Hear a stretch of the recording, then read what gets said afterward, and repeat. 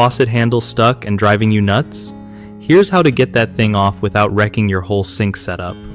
Alright, so first up, grab the right tools, like a good quality adjustable wrench and a handle puller if you can.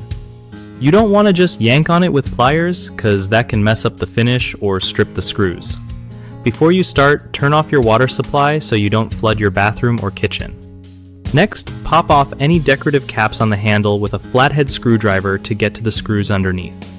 If the screws are rusted or stuck, spray some penetrating oil and let it chill for a bit to loosen things up. When you're unscrewing, turn slowly and steadily. No need to force it too hard, or you might strip the head. If the handle still won't budge, use that handle puller tool to apply even pressure and pull it off gently. After it's off, clean the area and check for any corrosion before putting new parts on or fixing what's broken. One of the biggest mistakes people make when trying to remove a stuck faucet handle is using the wrong tools, which often leads to scratched surfaces or stripped screws.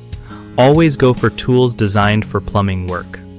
Another common problem is not turning off the water, which can cause leaks or water damage when the handle comes off unexpectedly.